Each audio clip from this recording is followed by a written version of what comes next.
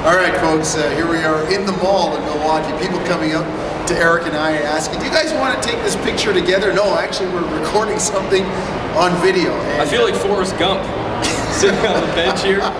Life is like a box of chocolates. Well, you never know what you're going to get. And last night, the Raptors got the wrong end of it.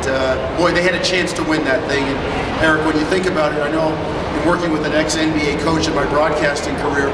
He said the formula for winning on the road is keep the turnovers below 15, be within 2 possessions in the last 2 minutes, and never let the lead get more than 10 points so you can keep the crowd out of it. Raptors accomplished all 3 of those last night and still came up that much short. You know, and the tough thing, I think, when you look back at that ball game, Jonesy, 2:44 to go in the game. The Raptors are down 4. And they had plenty of opportunities. Calderon from 16 feet, wide open, missed. Calderon from 24 feet, wide open for the 3-ball, missed.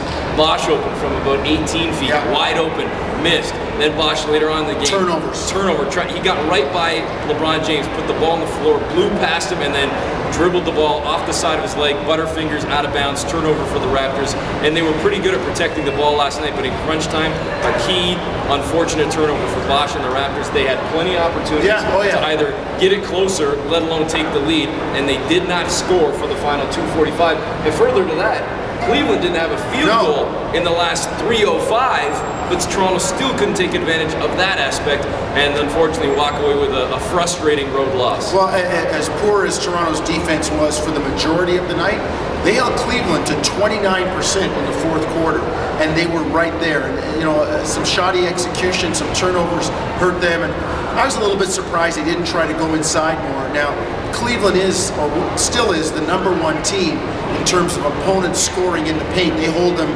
to fewer than anybody else. But at the same time, I just didn't think the Raptors made that effort to try and get the ball inside. Mind you, they stuck with their personality. They're a jump shooting team and they took jump shots, but that game was ripe for the picking last night. Plus the Cavs coming back from the West Coast, a little sluggish. They were right there. Toronto just couldn't close it out. As you can see, it's real busy in the mall right now. The Grand America Mall here in Milwaukee. It's lunchtime. All the business people are out. They're walking around. What the heck are these guys doing? So we're going to go have our lunch in a second as well. Before we get to that, though, quickly on the Milwaukee Bucks.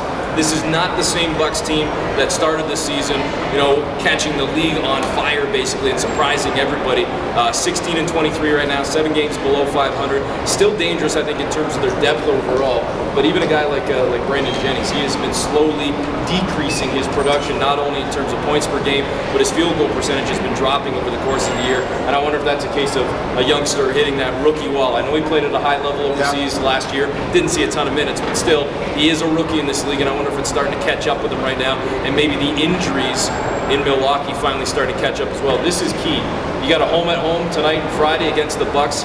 You got to take care of both games because you got the mighty Lakers coming in on Sunday. That's right. You got Kobe coming in on Sunday, and I think the other function of that, Eric, too, might be the rookie wall.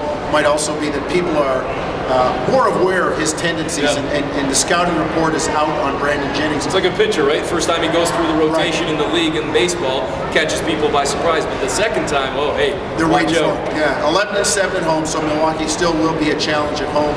We get to see a guy who Eric and I talked to quite a bit. Jerry Stackhouse will be playing for the Bucks tonight. So let's see if Toronto can get this win and then beat Milwaukee at home, go a couple games above 500, because you got the Lakers and Miami, and you go back out on the road next week. But a fairly favorable schedule for the most part for the Raptors right now. I was looking at the sked today. You know, the game in New York and then a game in Indy. If I'm not mistaken, after tonight, Toronto has 2 road games between, again, after tonight, between, let's say, tomorrow and the All-Star break. 2 road games. Good stretch. So a good stretch of games and a lot of home games coming up as well. And some of the other teams that are jockeying for position with them in the East have a lot tougher schedules. Miami's out on the road a lot.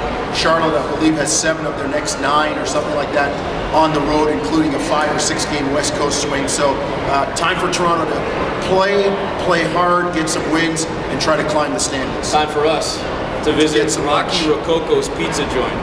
I'm looking forward to this. Highly recommended by Jim LaMombard. Highly recommended.